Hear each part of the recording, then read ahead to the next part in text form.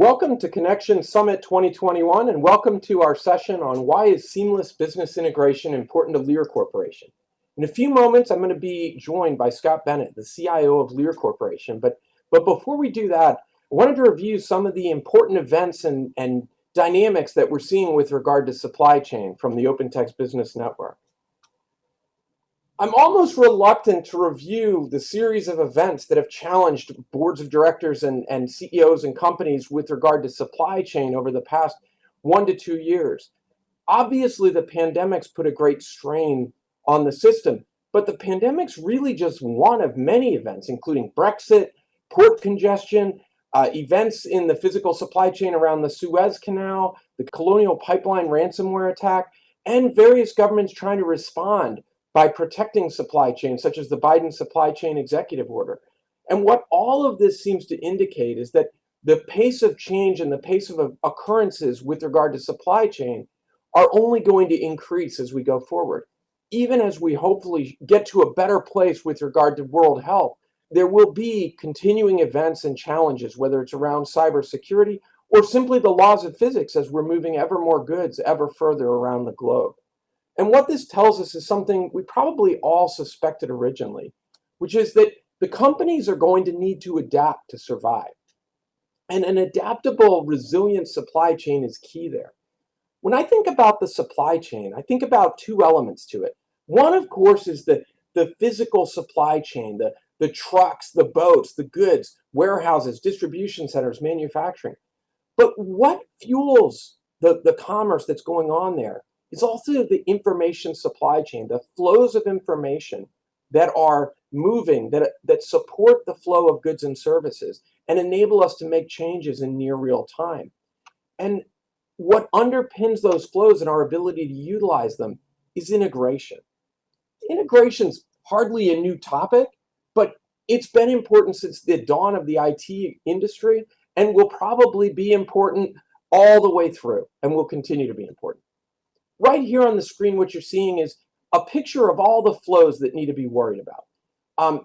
Today, a mixture of integration and siloed data, a mix of manual processes and automation, but basically at the center of all of it is your company. And your company is using a variety of technologies shown in the bubble around it to connect to a variety of partners, governments, devices, and internal systems, things like warehouse management systems, ERP systems, and customer resource relationship management systems. And all of that together makes that information supply chain work. The challenge, though, is that it's all dependent on integration. And the truth is, we're barely any better at integration than we have been in years past. Only about half of our integration projects are completed successfully, here being defined as on time and in budget. And it's getting harder because you've got increasing complexity and aging infrastructure. And there's a press from both sides, because just as we've gotten really good at the technology that we've traditionally managed, we've had a burst of energy around cloud computing. Just as things came together in integrated ERP systems, we've seen a proliferation of cloud-based services come into play. Also, with the ongoing M&A activities out in the marketplace, even if your core business is well integrated, you might be integrating recently acquired entities or disconnecting pieces so something can be spun out. And the same is true in your supply chain. Your partners, your key suppliers, your key customers, they're all undergoing the same things. And you can see how people are trying to address this. If you just look at the bottom of this slide, 1 in 5 organizations has greater than 10 integration tools in use. That's not 10 major integrations. That's 10 different tool sets. And 35% lack a cohesive integration strategy. So what does all this have to do with what we're talking about today and in connections in general? Well, we believe the right approach is with a comprehensive strategy and a platform-based approach. The platform, we believe, for supply chain is the OpenText trading grid. Connect once and reach anything. And basically, the idea is to put your company at the center and then use a standard set of capabilities to connect to partners and systems that are all at different levels of evolution. So enabling you to distill down all these challenges to something that's a little more manageable. Now, the world is never going to look like this, and we'll talk about that in just a moment. But the closer we get to a unified platform, to bringing that order out of chaos, the better off we're going to be. But rather than listen to me talk about how great the world is, what I want to do is introduce a great OpenText customer, Scott Bennett, the CIO of Lear Corporation, and have a conversation with Scott around the challenges and approaches they're taking to business integration at Lear Corporation. Scott, thanks for joining us at Connections 2021. I'd like to start a little bit, if you don't mind. Tell us a little bit about yourself and about Lear as a business and the role it plays in the industry. Well, first, it's a pleasure to join the team today, and I appreciate a chance to talk a little bit about the Lear experiences. So I'm Scott Bennett. I am the global CIO for Lear. Lear, we're a tier one automotive. We're about 20 billion in sales. We're Fortune 179 of the Fortune 500. We've got about 170,000 employees worldwide across 38 countries and 250 sites. So, a diverse background as an organization. And for us, we focus on two business units. We have a seating business, so seats and cars for everyone that's out there. And then we also have an E-Systems business. And our E-Systems business is driving our electrification process, connectivity, and software innovations. So seating and E-Systems are our two larger business units for Lear. And, we are really committed to kind of the integration across data and across systems between our customers, our suppliers, and internally. So I appreciate being able to talk with everyone today. And, for my team, that's over 1,100 people across the world, we're excited to be on the journey with you. Thanks. Where I wanted to start is talk a little bit. We've heard a lot about some of the supply chain challenges in the automotive industry. How have recent supply chain disruptions impacted Lear? Well, let me start with just kind of the overall disruption I think that we've had globally, just with the pandemic. And so I think that was the starting point to us as a company about what it means to be a responsible supplier and what it means to be a responsible citizen. So I think when you talk about the shortages in the supply chain, you have to talk about a little bit about the disruption in the workplace. We were probably one of the first to come back to work, and our people that are producing across over 250 locations across the world, they had to come back to a safe workplace. So we put together a safe workplace playbook that's been downloaded over 35,000 times. It's about an 80+ page document, but it's about how to get back to work. And that is the first piece on how to be a good citizen across really the supply base. Now for us, the labor shortage and getting people back to work was huge, right? And how to start addressing that. But beyond that, in the automotive industry, we've had both the semiconductor shortage and a lot of commodity shortage. And what I would say is you see it whether you're in the space or you're a consumer that's looking for a vehicle. It's just a crazy amount of pent-up demand. The automotive dealerships, the lots, they hardly have any inventory. And what we're excited about is, that the demand for vehicles is just going to be really strong the next couple of years. But as a supplier, how do we watch that as closely as possible, and also make sure we can help our customers get after essentially the consumer demand that they're looking for? So for us, it's been very disruptive. We've seen a lot of shortages. I think you see it on the vehicles dealership lots today. But for us, it means just being a lot more responsive and helping our customers bridge that gap to the consumers that are looking for vehicles. Thanks. I mean, the auto industry is notoriously sophisticated in terms of its systems and the integration between companies. Can you tell us a little bit about your current integration environment and what it's like? Yeah, I mean, if you think about it, and I'll just use the seating business, for example, we are a just-in-time business. You're talking about getting a broadcast from the customer, and sometimes within 2 hours, assembling that seat in several different orders. So you can have, multiple vehicles that are in the same dunnage that you're sending over to your customer. And so we're used to just an incredibly short amount of time to be able to produce a product that can have 1,000, 2,000 components in it, to get that completely integrated with a lot of electronics behind it over to the vehicle. And so as we do that with our customers, we are extremely reliant on how integrated we are with our customers, with the supply chain, and inside the four walls. So if I just kind of take a step back on that, first you got the customer demand. And on the customer demand, you've got the demand, which is what they think they're going to sell. And then right beforehand, based on color, paint, everything else, you're going to have sequencing. So you're going to have your demand that you're preparing for, and then your exact sequence that you're going to ship it and how they unload it on the truck. And then with your customer, you're going to have shipping, invoicing, and warehousing. And to us at Lear, that's a bit of a hybrid, right? So we've got some of that internally, some of that outsourced, but that integration is a complex environment so that we can kind of do that customer side. The second side of this is our supplier. So as we think about the demand, we then run our replenishment process. We're going to go ahead and send out the releases out to our suppliers. And we're also going to communicate back and forth with our suppliers to know if they're going to be able to send that inventory to us. So, one side of it, we've got the customer that we've got to be integrated. The second side is the supplier integration. And in some suppliers, tier 2s, tier 3s, and farther down we go, they might not have the level of sophistication to do the integration and to provide us that information. In that case, we've got to be able to give them an option so we've got as much advance notice as possible. At the same time, on top of the supplier and the customer, we've got inside Lear. And inside Lear, there's a lot of middleware that we have. And so we have really an integration application management platform that allows us to talk to all our different systems inside the company. And like any other organization, we're looking to use that data more real time for decision making rather than just maybe transformation or getting that information back and forth between different systems.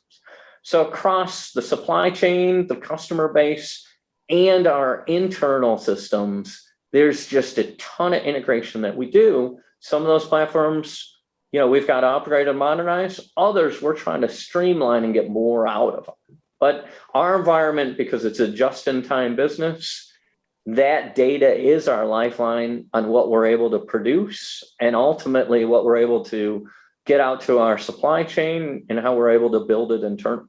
That's a really good description, actually, of the environment. One of the things I admire about Lear and your peers in the industry is where you sit in the supply chain, because you're dealing with a lot of complexity on both sides. You have a very complex supplier base and a very demanding customer base. And then that last part there where you're talking about the internal play, let's unpack that for a moment. Talk about the importance of integration to your ERP and other back-end systems and how you've been able to make that as seamless as possible. Yeah, I mean, for us, and we're always trying to make it more seamless, just like every other businesses across the board. But for us, it's extremely important that integration inside Lear. Now, we know how important it is to our supply chain, make sure we've got raw materials, how important it is to our customers. But inside Lear, it's far behind our ERP systems. If you look at something that's like SAP or QED or any of the ERP stack, that's only one piece for us, right? We need to be able to unpack that information and talk to our engineering systems, which are really our engineering bill of materials down to our manufacturing bill of materials. We're also talking about how we integrate our drawings back and forth to our supply chain and to our third-party providers that sometimes provide us extra expertise. So you got the whole engineering world. We've got another piece, which is, how we track and do our materials planning, our general ledger, our invoicing, our shipping, which is typically in your ERP stack. But beyond it for us, which is absolutely critical on a day-to-day basis, is our integration with the shop floor. And in my world, there's two types of shop floor systems at a very high level. One side is how we build the product and we integrate to the PLCs and to the robotics. So those are applications that we've got to have real-time and very data-intensive processes for our recipes and also our build of process on how we're going to do our products. So one are our internal applications that kind of do that side. The second is going to be our integration to, a lot of times it's called Industry 4.0, but it's our automation on the floor. What does it mean to interact with our robots, our cobots, and other levels of systems that provide us automation out there? So I would say there's probably two categories besides engineering platforms, besides financial, besides ERP. It's in the shop floor systems, which is how we build it, and then really the technology that helps us produce products. Okay, great. Now, when we expand that, if we draw that lens back, kind of zoom out a little bit, when we bring in the customers as well as the suppliers, what steps are you taking to improve visibility across your supply chain? Yeah, I mean, when we look at the visibility with the supply chain, it's really important that we are robust, that we have high availability, and that we are redundant. Yeah, so our just-in-time business, realize if we have any impact on just ASNs or EDI going out to the customer, we've got 30 minutes to get that information out. So it's a very penalty-rich environment if you're not providing that data or that product in a extremely fast amount of time. It's nearly real time for our customers and our supply chain. Because of that, we've got to be really robust, high availability, and redundant.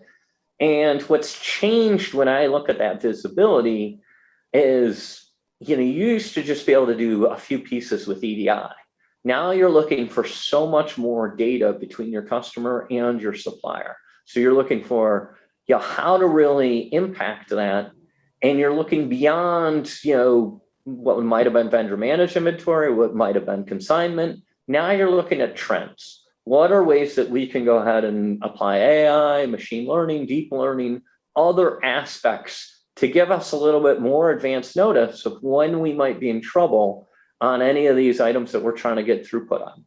I'd say the other side that's big for us is, how do we take what used to be manual intensive and make that as automated, or even beyond automated, as automatic as possible? So automated might have been, how do I have a computer do it for me? The piece that we're trying to get to with Industry 4.0 is that we get predictive to automate it. They're small nomenclatures, but I think that's a big piece across the industry. And for us, it's going to allow us to be better at just in time. It's going to have better consigned inventory. It's going to be better at helping our suppliers produce the right parts.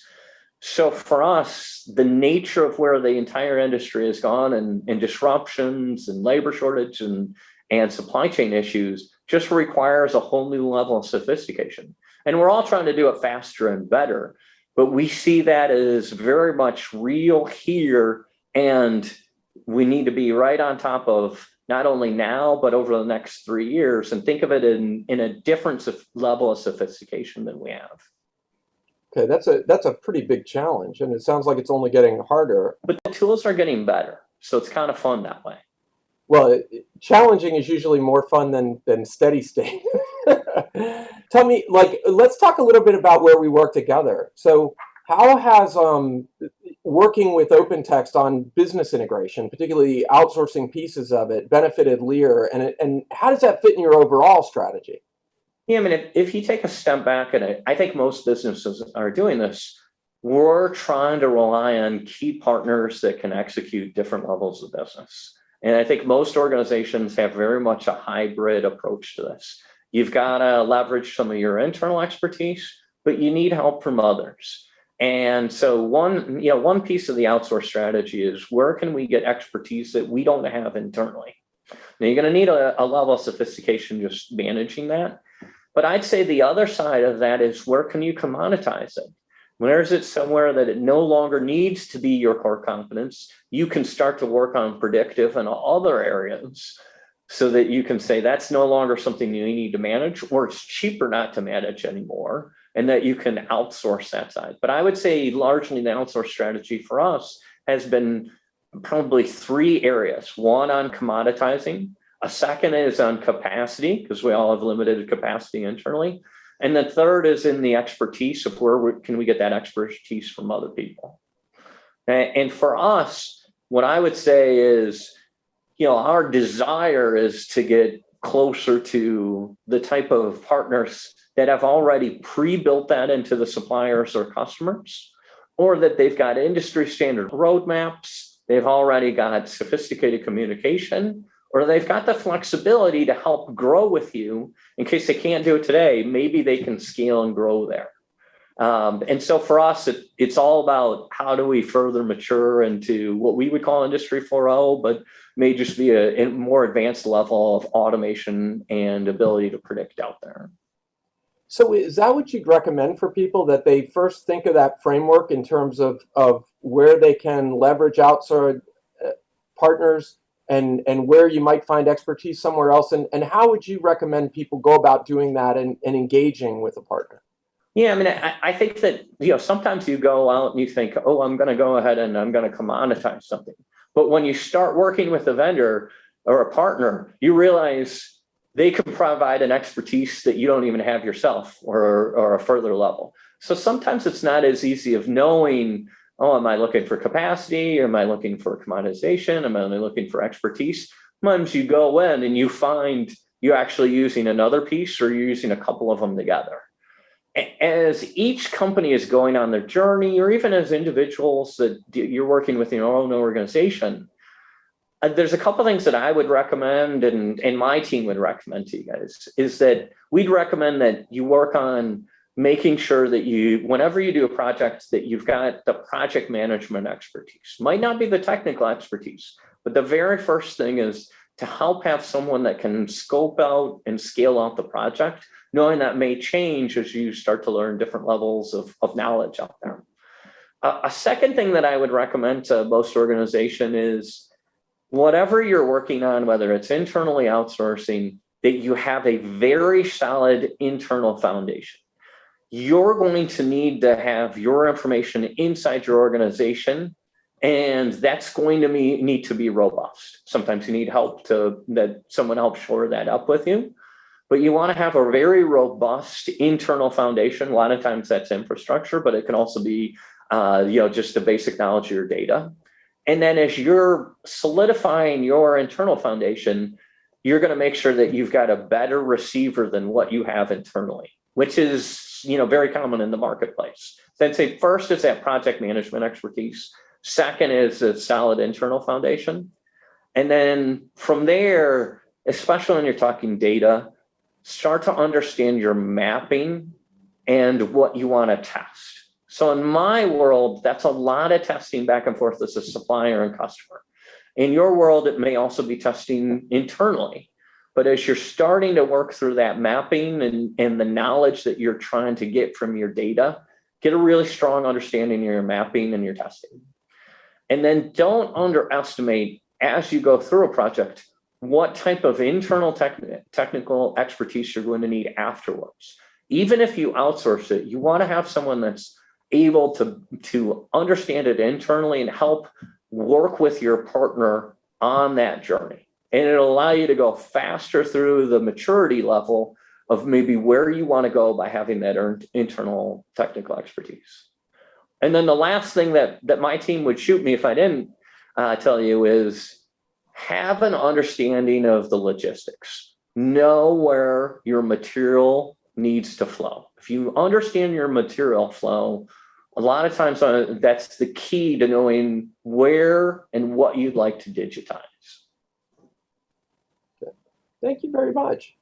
I want to, if you don't mind, I want to deviate a little bit. You've used a word a couple of times in our conversation here, journey, and I find that a really compelling word. And I know that while it's really critical to keep all the information flowing, keep the connections up, keep everything moving, a big part of your role is to set a strategic technology vision for Lear. And I was wondering if you would share with us a little bit about what technologies you're focused on for the future and what's got you excited now. Yeah, and I think, we've all been on a journey for decades on these things, but the journey is really moving faster than it ever has. And I think, one of the things that we laughed about a minute ago was, it's more fun now, right? Because the technology is a lot more advanced than it used to be. So at Lear, for us, we're embracing a whole bunch of, disruptive technologies, but some of them are just automated technologies. Some are just, trying to leverage what you have and take them to the next level.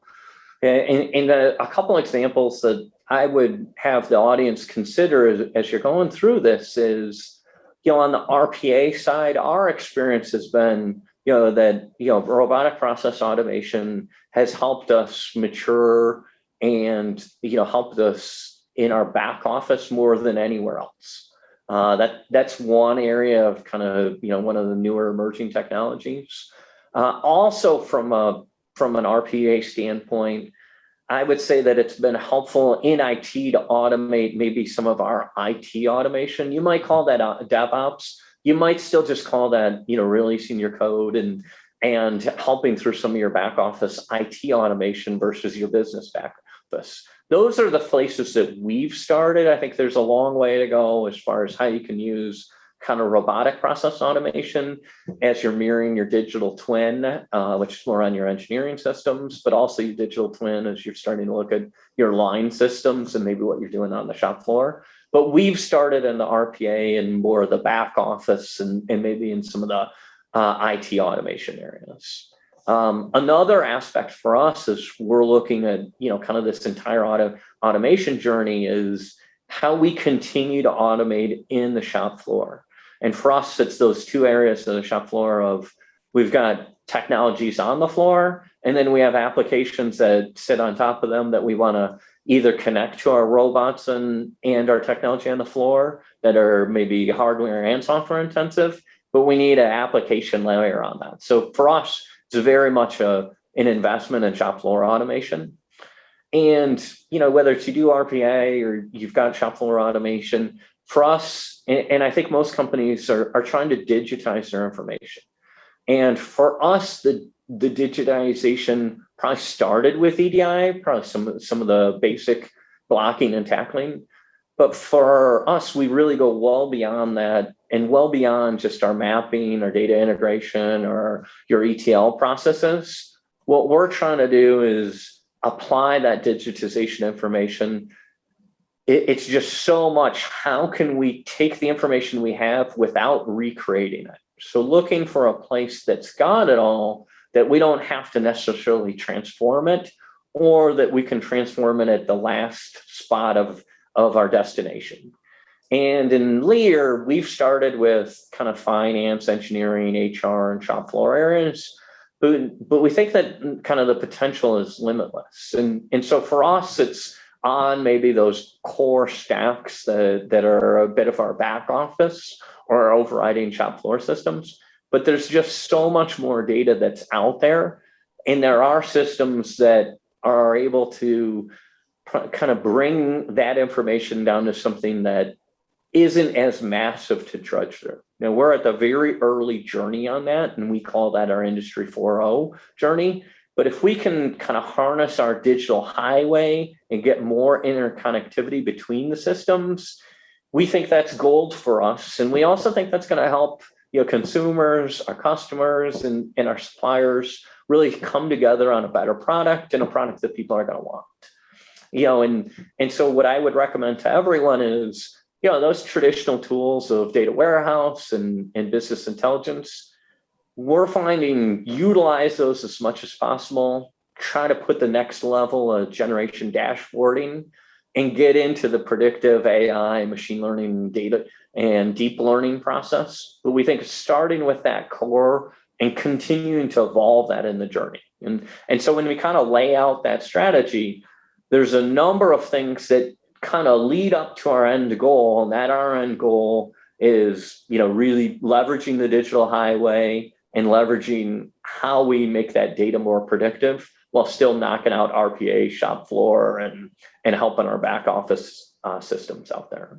All right. Well, thank you very much, and I want to thank you for taking time out of your day to come and talk with us and share what you've learned and your continuing journey with the rest of the audience here. Thank you, Scott. Well, I appreciate it. And everybody out there, stay safe. And if you get a chance, do not hesitate to download the Safe Workplace Playbook. And super excited to be part of the event and look forward to hearing more in the days ahead.